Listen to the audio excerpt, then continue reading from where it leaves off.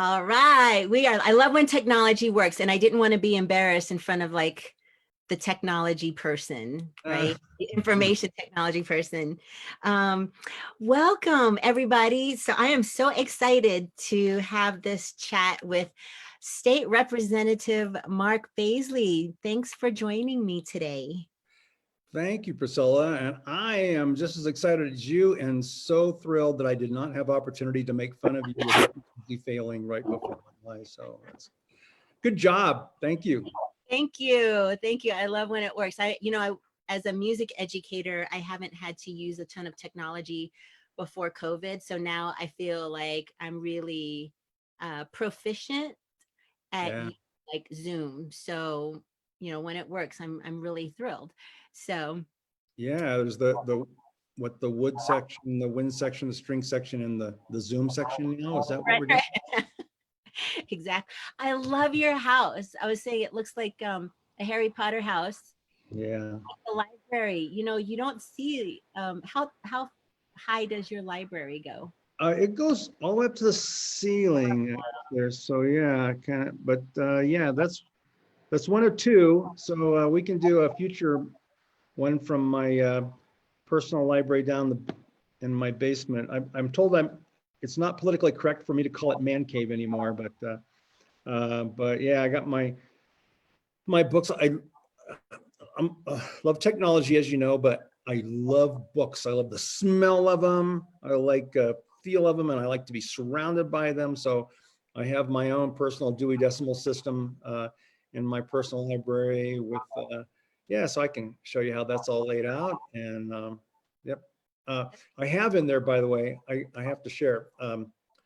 I have encyclopedia from my college alma mater that was was being tossed out because they're moving to technology stuff, and I served on the board of trustees for my college alma mater, and as I was walking down the hallway, one meeting on my way to the board meeting, um, I saw these boxes in the hallway, and I go, what's these books? I'm looking at these beautiful old from the 50s, encyclopedias.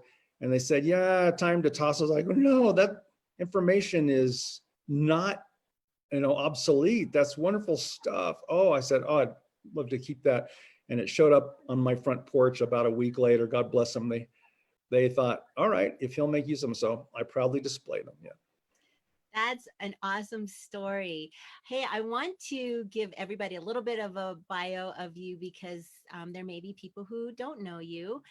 So I have this amazing bio. I won't tell everything, but first and foremost, you're married to your high school sweetheart, Marianne, and you guys have been married for 40 years. Congratulations. You are Thank you. father of 4 and grandfather to 7. Yeah. And you are originally from Hastings, Minnesota, Mhm. but you told me you lived in Puerto Rico. Is that right? That's my formative years. Yeah, my teen years were Puerto Rico. That's right.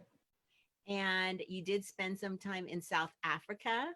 Right. Went to work for the same company, my dad, big engineering construction firm. And yeah, took one overseas assignment. That was pretty great.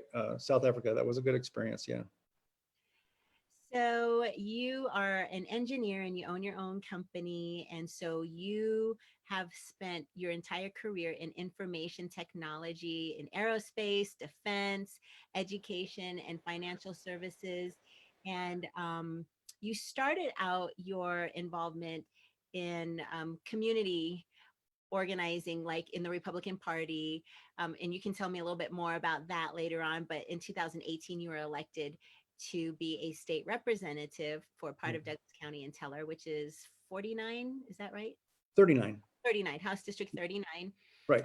Um, but you serve on the education committee, which I'm like really excited to talk to you about, and information technology and health and insurance. So you sit on some really, really important, like not that they're not all important, but given the time right now, these are probably 3 of the most critical committees that someone can be on. And so, but what's really cool about you is that you were recently named Legislator of the Year by Metro State University of Denver. And that's really impressive because that tells everybody that you are valued in the education community and your work and contributions to education and how much you care about education. And so we're gonna talk a little bit about that. So thanks Right. again. I know you had a long day. Thanks for being here. Um, so let's start with my first question for you. Okay, share your journey, it, your journey into community leadership, like party leadership, and talk about your why that you got so involved in the community. Sure. So, my involvement in community and in politics at all started by living away from the United States and appreciating what the U.S. was by living away from it. So, Puerto Rico is not one of the states. It's known as a Commonwealth, so it has a close relationship with the United States, with U.S. currency, U.S. Postal Service, and so on.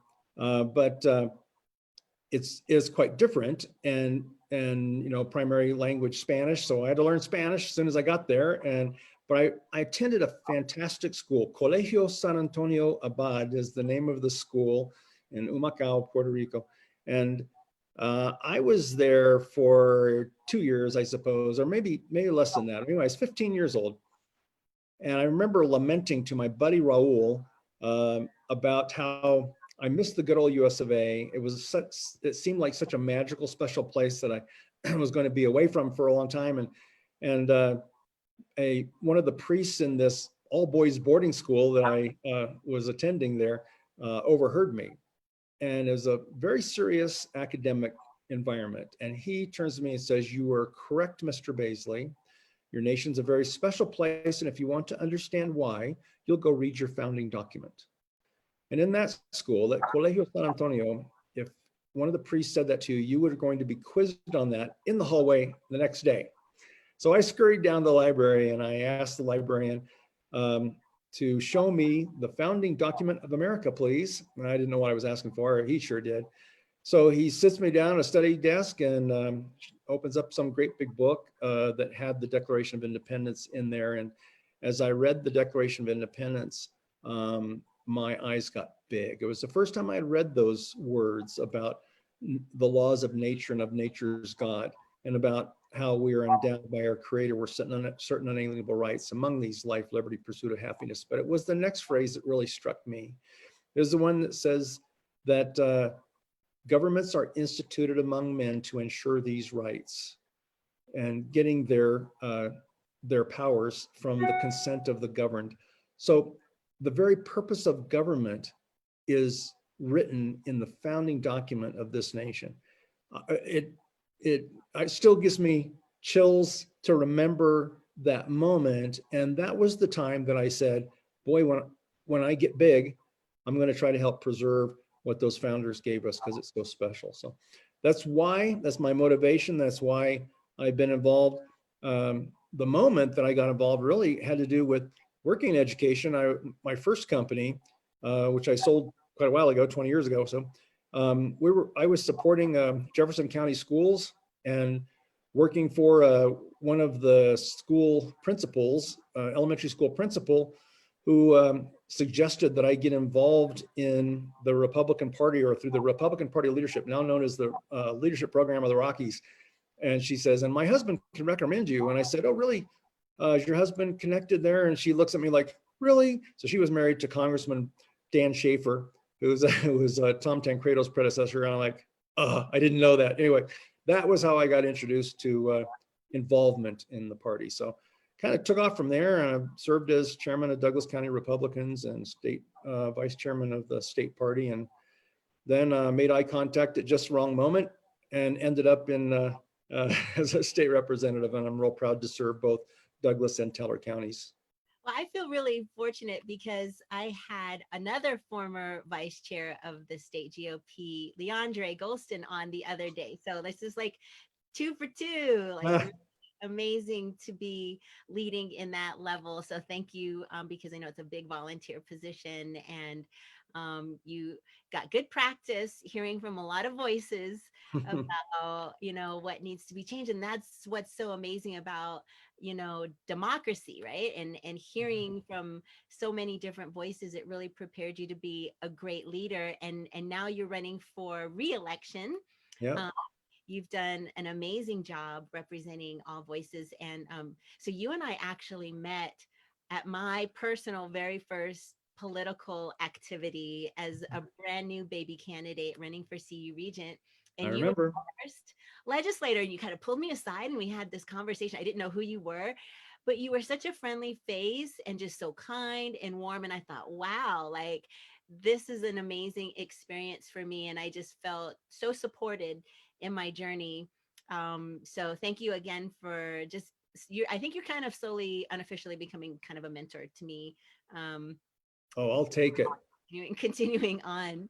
Um, so so talk about we want to have a mini civics conversation because I know you got your start with your principal at your school, or was it a father or Father Donald, he was, no, he was, his title was prefect, and he was one of the professors there. one of the professors?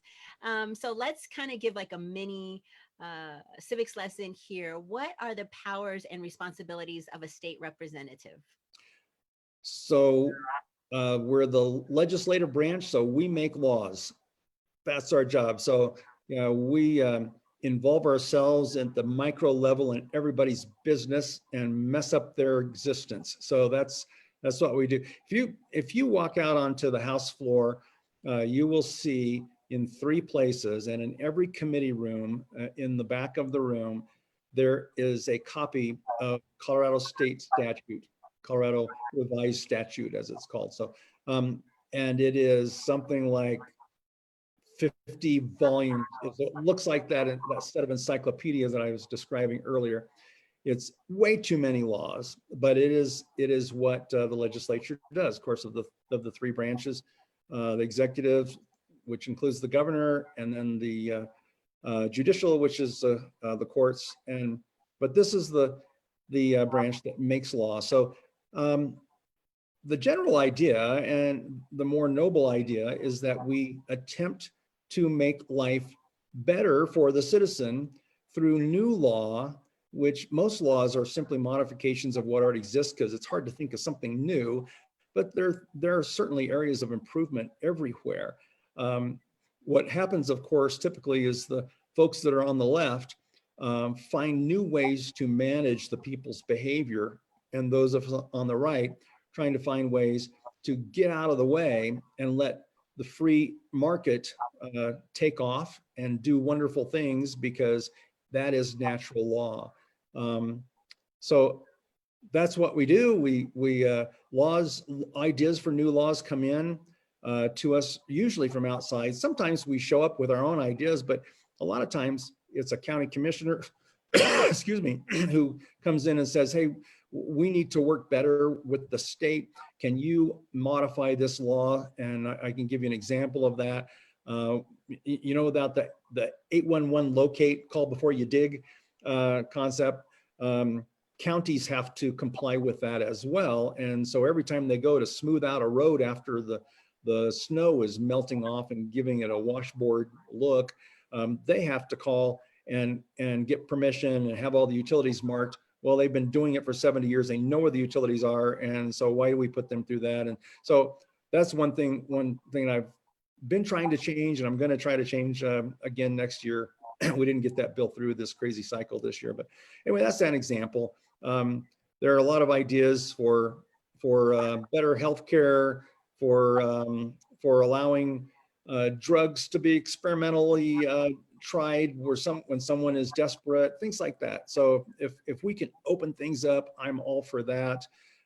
Controlling people's behavior, I'm not a fan. So I fight against all of that concept. But that's a constant push.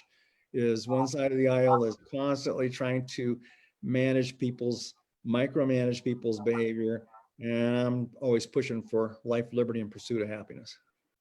Please don't stop. We support that. Um, So you're on three different committees. How is it decided what committee's representative is going to serve on?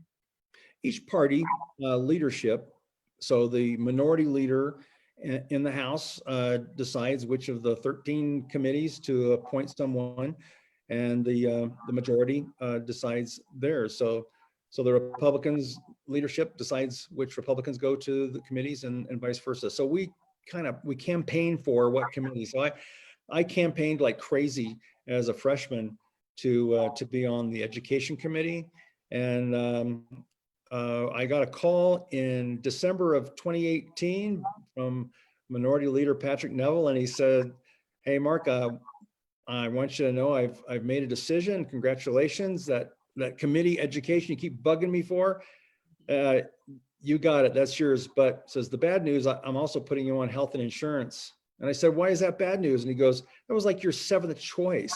And I said, "Well, you know what?" I said, place me where you need me. All I did when I filled out that priority form was I filled out one for education, and then I just said 2, 3, 4, 5, 6, 7, 8, 9. I said I didn't care after that. So, but I've been thrilled to be on the Health and Education Committee. That's where the big fights happen, and that's the ones where we debate until 4 a.m. and the parents show up 3,000 at a time, and that's just important. Work happens in those committees. So I'm really happy to be there, and I hope I get to continue in that assignment because I think that's important work, and I don't mind the late nights. I've got the energy for that. Well, you are really brave to be on the education committee because it's such an important topic that impacts every citizen and resident of Colorado, because we're looking at the future, the economy, and obviously it's a passion of mine.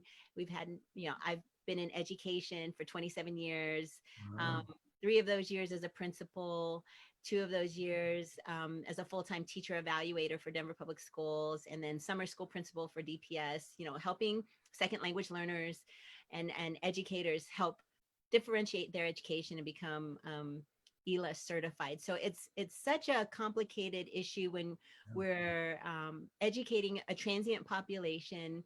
We have many immigrants and refugees that come into our state. There's so many needs. And now with COVID, it's such a challenge to make sure we're delivering high quality education. And then, when you look at not only CDE, a lot of people don't know there's two departments. There's CDE and CDHE, which has higher education initiatives as well, and the pressures that are put on colleges and universities around preparing the workforce. I mean, so like all of this is so intertwined. And then as you're talking about health, right now school districts are having to put together health plans.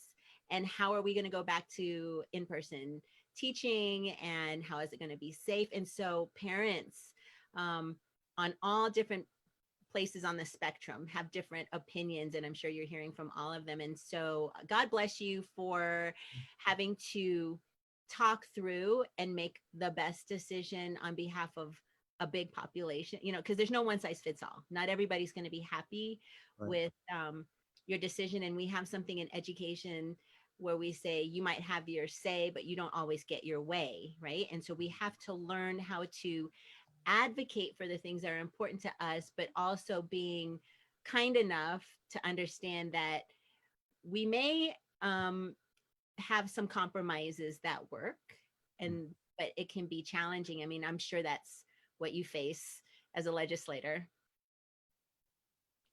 those difficult conversations.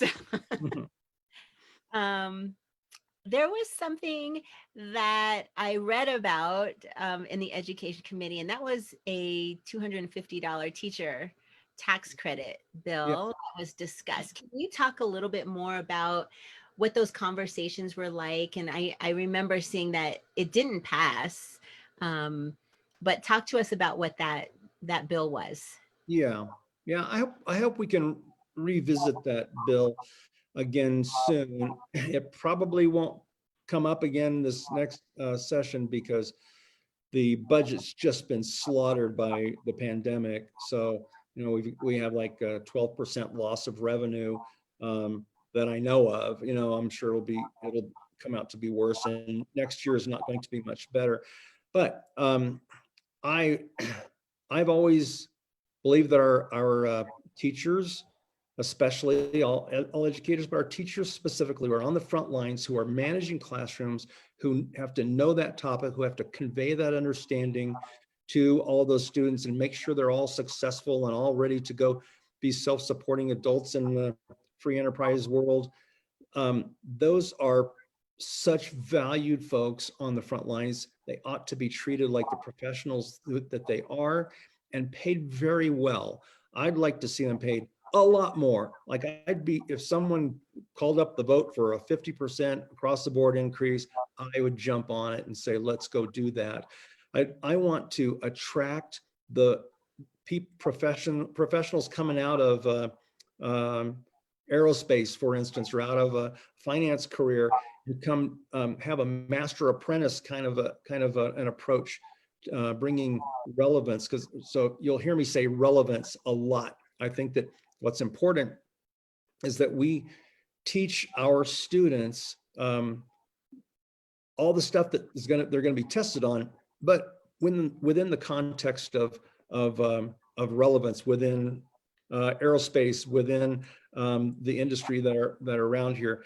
But anyway, through all of that, we hear over and over and over, and you can tell me a lot more stories than I could tell you, of course, about how teachers personally pay out of their pocket to fund their classrooms, to buy supplies that a student that they have in their class that they know cannot bring in their own supplies, and they'll pull it out of their own pocket and supply it themselves. So this bill that we were not successful in passing was to recognize that and to say, all right, what is the amount? What on the average? And we actually saw a study that was, I don't know, something like $500. So we were pushing for $500, and then it got knocked down to $250. But we interacted with the Department of Revenue for some time to see, hey, can we just simply give every teacher? So at first we talked about having it as a reimbursement matter, where you submit your expenses and your receipts and that sort of thing, get reimbursed. And then after a while, realizing every teacher does this. Let's just assume they all do, and then just bump it up and say, hey, here's an extra whatever. And the amount that we felt like we could get away with, that people would vote for, was $250. So we said, let's just cash everyone every year, $250, every teacher, $250 to cover the expenses they cover. Well, it wouldn't cover, but it would help. And then it got moved from the Department of Revenue said doing that would be so expensive and so difficult. And so we then went to a tax credit. So we give teachers a tax credit in that amount. Anyway, we'll pursue that, because I think that's important. We love that teachers do that, but like any profession, you have expenses, you should be reimbursed. So we need to cash them out. I think if teacher leadership watches this and hears that this is something that you tried to, that you did advocate for, we'll come back to the table and see how we can make this work. I know it's a lot more challenging now with COVID, and we just don't have the type of revenue coming in. So we need to be aware that, some of the financial demands just can't possibly make them happen. But just knowing that you spearheaded that and was trying to get that passed, I think that's important for teachers to know. And we'll just keep going, right? We'll keep going. So talking about COVID, obviously, income into the state has been severely impacted, and school districts rely on tax dollars for funding. What are some recommendations for school districts to address these negative financial impacts? I know this is a challenging response to educators. And I know this because I said this to a group of educators, including the presidents of both the primary unions, teachers unions, so CEA and AFT. I said this to both of them, and they did not like my advice, but it's reality. And I'll repeat that to you now. And that is that what we need to do to solve this is we need to convince the governor to open up our economy. So the governor, I understand, is taking measures to try to prevent infections, COVID-19 infections. Yeah, I get that. But by shutting down the economy as harshly as is happening, that prevents tax revenue from being generated. The government does not generate its own cash. The government does not provide a service or a product in exchange for money like the free enterprise market does. The government just taxes those transactions to generate tax revenue that then feeds the education system, that feeds the schools. So it's a domino effect, but we need the economy to open up. So the governor's got to let his foot off the brake and let us take off. I'm opposed to the approach that we take now. So the state government right now says, hey, here are the rules.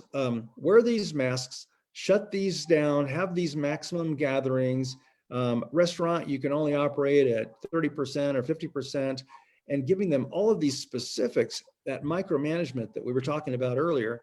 And if you do not comply, we will jail you for a year and fine you $1,000. And businesses, we will take away your business licenses. That kind of harshness is the inappropriate role of government. Government ought to be coming in with expert advice and saying, here's the reality of this novel virus. Here's how you catch it. Here's how you avoid catching it. Here's what all the science is saying. And now, as adults, we'll just step aside and let you manage your own lives and your own businesses for you. I'm sorry, I really thought I had on airplane mode, but you know what? Yes, I know. You would think that airplane mode would stop calls, but it doesn't always. It doesn't, I think. But anyway, nice. Yeah. Anyway, so there's my speech. So if Governor Polis, if you're listening in, let's light this thing up. Let's let our economy take off again so that we can get the revenue into both K-12 and higher ed, because that's necessary. It won't come in through taxation. That's not going to work. We don't have anything extra in the kitty and the right now. So we just need to light up this. And let me just finish with this one quick one. Educators, if educators is so important, we understand how to generate revenue in our own personal lives within this free enterprise that makes. My mother is very. Mom. And so if educators will embrace free enterprise, teach their students how to excel in free enterprise, then the domino effect will be, it will come back to them in tax revenue going back into the schools, and we can pay our teachers more and so on and so on. But that's the role that educators play, and it's an important role. No, I appreciate your honesty and candor, because I mean, that's the reality. We create revenue through taxes. And if businesses are closed and people aren't shopping or going out and eating, there's no revenue coming in. And contrary to what some people might believe, we just don't print more money. I mean, that has the opposite effect. I learned that in grade school. Like, you just can't print. In grade school. I'm a teacher. And I actually did some research because I really wanted to understand like the role of the federal government versus the state and who makes what decisions. So what I learned is like the president of the United States is really limited in their jurisdiction. Like he has to stay in his lane. So certain things the president can do is like protect our borders. So which is why he shut down travel to and from China and certain countries. He can make sure that states have PPE and ventilators and respirators and that type of equipment. But it's the governors who create the policies within their state, and even local, like mayors, city councils, as to what policies they're going to create for closing down businesses or shutting down schools, or if they're going to wear masks or not. And so I think people need to understand where the president's power starts and ends, and where the governors and the cities' power starts and ends, so that we know who to advocate for what. So I believe the president has done all he can. And it's kind of like why when we see some of the riots happening, in certain areas, he can't just go in and take over. The governors have to allow the federal government to come in and take charge of certain situations. You just can't go in and do whatever you want. So I think it's really important for people to understand what powers our government has and who has them. And I'm sure it's the same in our state. The governor has certain powers, state legislator has certain powers, but we as the people need to make sure we understand what's written in the Constitution and protect the Constitution and our rights, because we don't want to give those up. And we need to understand and communicate in a way that's peaceful and respectful for the things that we feel are important. I think that is the key. And so this is my segue, because how I really started paying attention to you as a legislator was that you were really at the forefront of recognizing the social unrest that's been happening in our country, and especially when it happened in Denver, and when our beautiful Capitol was destroyed and people's properties were destroyed and people were getting hurt. You came out and you were a leader in the party, and you were very empathetic and really brought us together and organized people to go and clean up at the Capitol. And you were talking about the issues in the Black community that were you were talking about injustice and those types of things. So I just want to kind of open the floor, because to be quite honest, there are stereotypes of the Republican Party.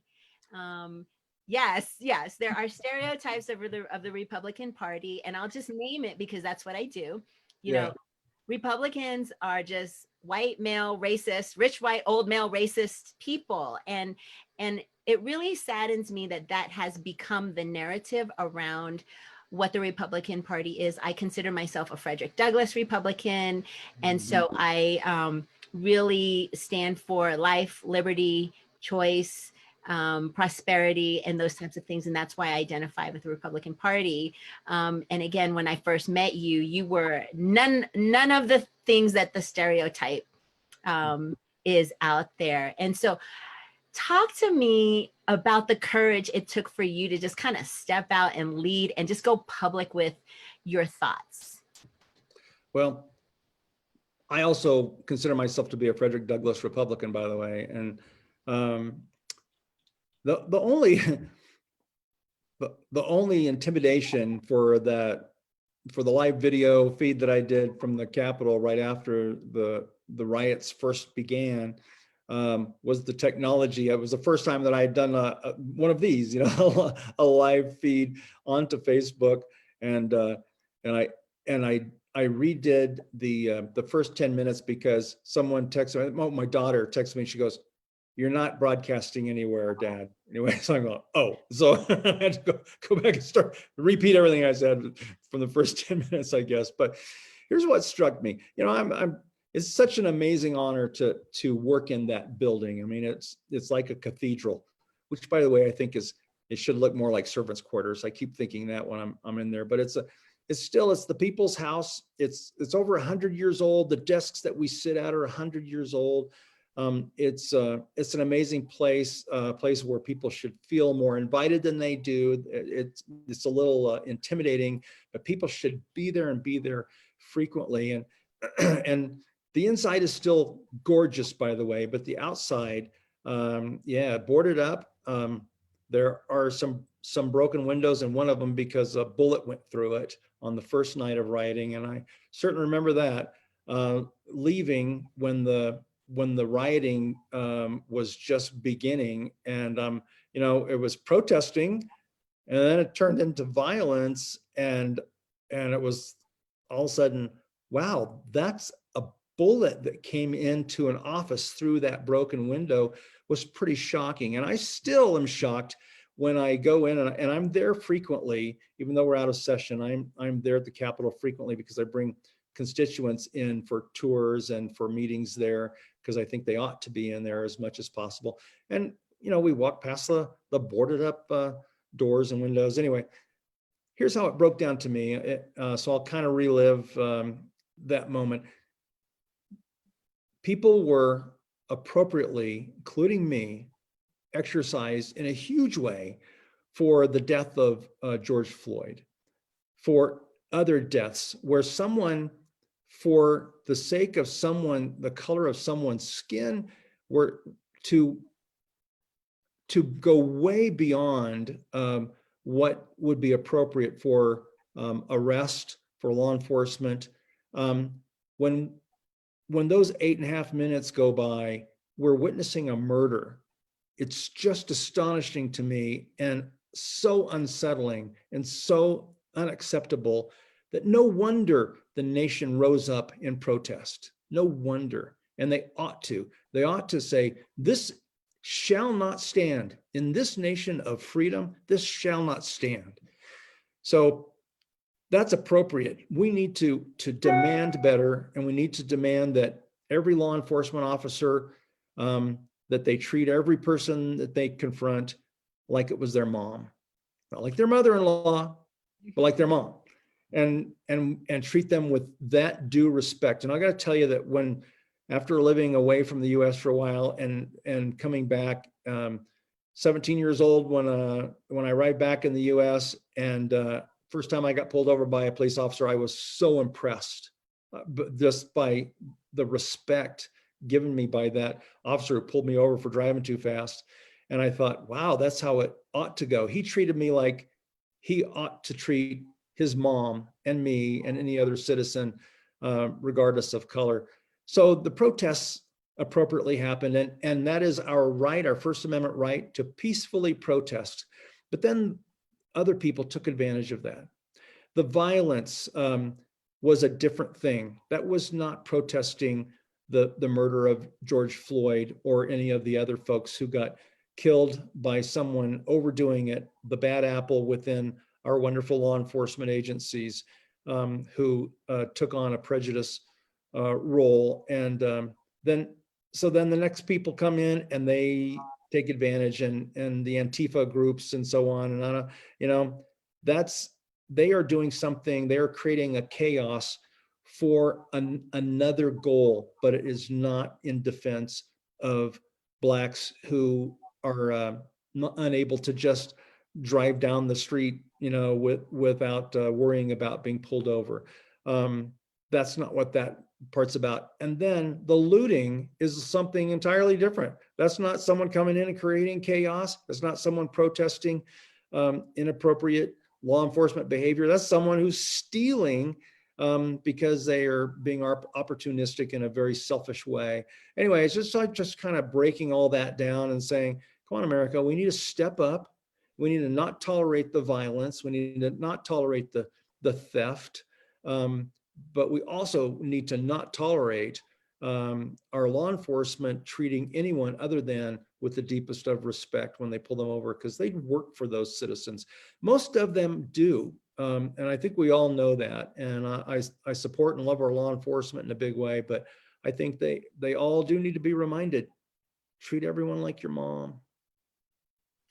I know we definitely back the blue. They have a tough job. It's just like teachers or first responders, firefighters, people who have very, very stressful jobs. We want them to know that we need them, and we appreciate law enforcement. I mean, it breaks my heart to see some of the young police officers who are starting out their career in tears doing Facebook Lives because they're afraid of their lives, and even law enforcement of color who are just afraid of being targeted. And, that concerns me because we need to be protected. We need our law enforcement to feel confident and equipped to handle drastic situations, but also be skilled in diffusing situations. When I was a principal in Alaska, I became very close with troopers, and they told me their number one job is to diffuse a situation.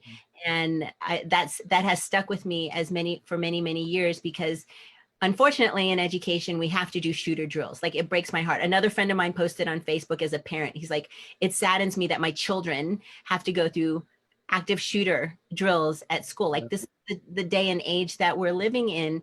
And so the last thing we need our community to do is to create a movement against the very people that we need to support as well. I mean, it works both ways. We need to make sure our law enforcement have the training, and that we have enough law enforcement to make sure that our communities are safe. But I also know, having been an educator, how important these relationships are in our schools.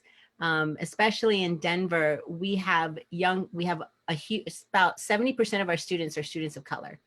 Mm. And our SROs are like second parents Yeah. to a lot of our kids. And Good. they are the bridge to changing their lives, because a lot of our students are coming from trauma because their parents are coming from trauma. And that SRO or law enforcement person in their school is mentoring them. And it saddens me that we no longer have SROs in our schools in Denver. Mm. And I hope, because I don't know how it's going to work when we do go back to school, if there are serious altercations, because classroom teachers are not trained or equipped to handle the most severe situations that might arise.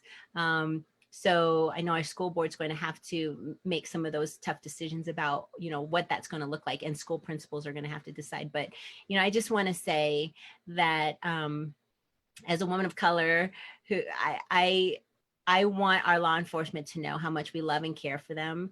And we don't want them to feel like it's everybody that doesn't believe in them or want them, and we need to put funding. But again, it's like schools. Like, if we don't have a lot of revenue, how do we put enough revenue into law enforcement?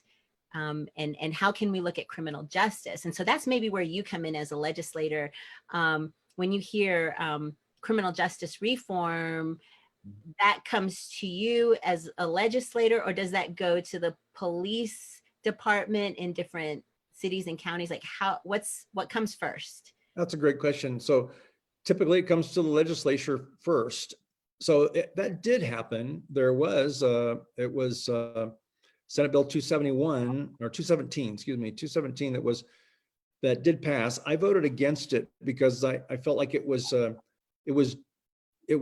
going too far in micromanaging the law enforcement, and I thought it would not be supportive of me to law enforcement within my district to vote for that bill. But how it happens is the legislator or citizens come to their legislators and say, "Hey, we need to change some things. So let's pass state law that requires certain behavior or prevents certain behaviors from law enforcement, or funds them, or requires training, all of those things that could improve things." And then we sit down with law enforcement, invite them to come in. They are the big stakeholders to come in and tell us, here's what would work and here's what would not work. And they came in very humbly in working on Senate Bill 217 this year. And it went from being a terrible bill to being a okay bill. There were a lot of Republicans that did vote for it, and kind of an expression of appreciation for taking it from a horrible tragedy of a bill to what it ended up to be, which was okay. Now I'm committed, and we'll be meeting probably next week with Sheriff of Teller County on this very topic, because when I committed to both of the sheriffs that I represent in Douglas and Teller counties. I met with Douglas County Sheriff just this morning, and just to ask them, hey, how has 217 been affecting your day-to-day lives as the folks that are entrusted to defend all of us on the front lines, and what adjustments need to be made? Because I think that both sides of the aisle will be very open to adjustments to this new law that kind of regulates behavior and prevents them from doing things that could end up in hurting people, the chokeholds and that sort of thing that are now prevented. But do they have enough tools to take down someone who's just being horrible, that they do have to exercise force with? We just got to remember this: authority equals responsibility in every good organization. And we give our law enforcement, rightfully so, we give them the ultimate in authority, in force. So they also have an equivalent ultimate responsibility for all these citizens. It's a lot to ask of these law enforcement. We need to show them our greatest of respect and appreciation, support them at every turn, and but also keep reminding them that we're just a bunch of humans out here, and there's a lot of grace that's required, and they get that. They just need to I kind of, like any organization, keep a good check internally in the family, and we'll all be good. Oh, I love it. I love learning so much about what's happening down at the Capitol. So I've served on the Reimagine SPF committee, kind of going back to education, which is the school performance framework. Okay. Denver Public Schools was the only school district to have additional measures other than the state's school performance framework. It was a lot more rigorous. And this past year, there was a committee of 30 of us who decided to recommend to the school board to only use the state. So it's a color-coded system of like which schools are blue and green and yellow and red. And it had all kinds of ramifications based on where you landed on that. So now with COVID, I know last spring, the state decided not to have schools take the standardized tests. And so, but it looks like, as of right now, it looks like students will have to take the standardized tests, but there have been modifications in how teachers are evaluated. And so there'll be certain measures that we will and will not have to be evaluated on, with COVID. But and I don't know if this is something that's in your jurisdiction or something that you've talked about in the education committee. Let me see where my question, I wrote my question down. We are now in a second phase of creating metrics for academics, whole child, special education, social emotional needs for students, culture and climate, based on some of the disparities we've seen between Black and brown students and white students when we're looking at the educational gap. What does accountability look like from the state this year? Have you guys talked about that in committee yet?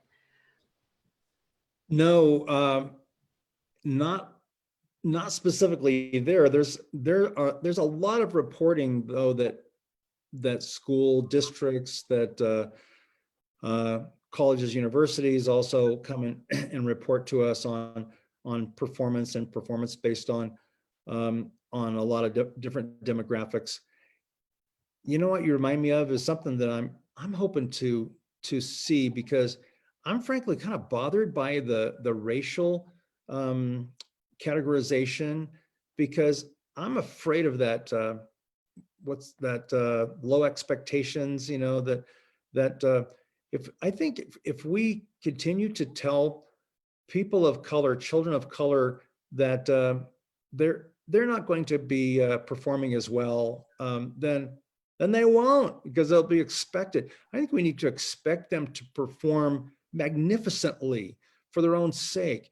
So I think we might measure some other things like, is there a father in the home?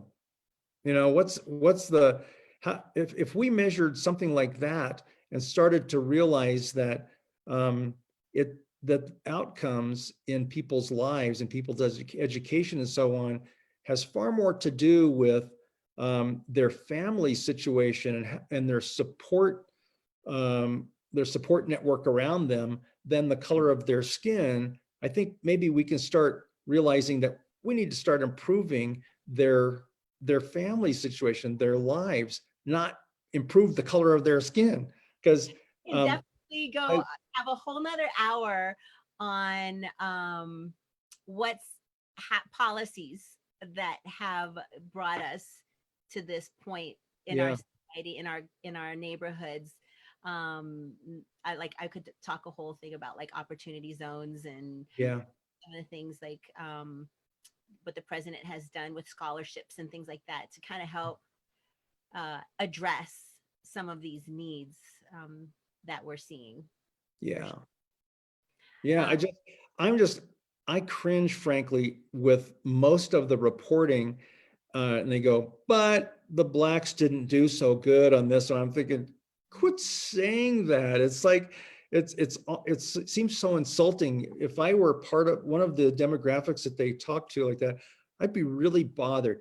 And yeah, I guess enough said. I just want to be so encouraging to them. I want them to be thrilled that they're black, thrilled that they're Puerto Rican, thrilled that they're, Mexican or whatever, and just be proud of that and go show the world, and not figure, I'm Puerto Rican, not gonna do so well. No, they're great. nail on the head, because we are having those types of conversations in education where we're trying to encourage people to stop comparing black students to white students, because then being white then becomes the standard. But being white is not the standard. The actual standard is the standard. So if we're teaching all children the academic standard and making sure they're learning it, we need to stop saying blacks were underachieving compared to whites, because guess what? Then you'll never be able to being white should not be the standard. Meeting the standard should be the standard. And so having high expectations is critical. Being culturally responsive in our teaching and understanding the differences in communities is really critical in how we educate students. And so, yes, I mean, we'll have to have coffee and continue having that conversation. Let's please do. Martin Luther King set the bar, and that's what we need to pursue. He said it perfectly. That's what we need to pursue. So in these last couple of minutes, thank you again for taking time out of your day. What is something that has brought you joy and put a smile on your face during COVID? This interview with you, Priscilla Ron, right now, and I'm deeply honored that you would invite me on to your program here to talk. So, you know what? All day long, I get emails, calls. I have a new legislative assistant, Antoinette, who's probably watching, listening in right now. I sat with my team today, and Antoinette says, well, I'm finally up through June and catching up on your emails, because they just pour in, right? And a lot of them are saying, please vote this way, and so on. But there are quite a few of people that just need help, and it's appropriate to just call out to, hey, you representative, you represent me, so can you fix this government issue? So some of them are like HOA issues. There was a water rights issue that I just find fascinating, where people have been living off of a spring down in Teller County for decades, and the CDOT decided they wanted to cap that because it's on their property. And I'm like, no. So, solving that during the COVID. So I'm getting to the pointed answer to your question. One of those topics was an email I got from a constituent who was stuck in Aruba right after they shut down all the airports throughout the world. It was a Castle Rock resident stuck in Aruba. And he's like, I don't know if you're someone who can help me, but help. He goes, I'm out of money. I can't stay here. What am I supposed to do? And I'm trying to get home, and they're shut down the airports. We got him home. And what's so cool is I go, I don't know how to do that either, but we'll figure that out. We'll figure this out.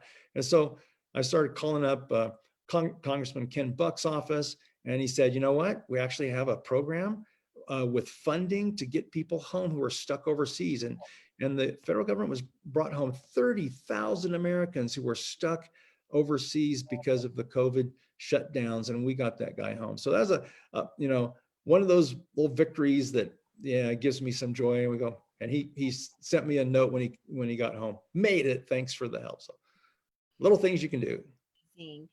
So how can people find you if someone's from Douglas County or Teller and they want to support your campaign? Where can they go? MarkBaisley.com. Pretty straightforward. MarkBaisley.com. Everything's there. donate, tell your friends, post, share this video. We need to have great people representing us who'll listen. I mean, I think that's the key. Like, you listen, you're thoughtful, you consider all voices. And I mean, that's exactly the type of personality that we need in legislation. And so markbaisley.com, let's support him and get him reelected to be our state representative in House District 39, right? Nice. All Yeah. right. You're All awesome, right. Priscilla. Thank you very much. It was an honor. Thank you. Have a great night. And thanks, Antoinette. You're awesome. Yes, she is.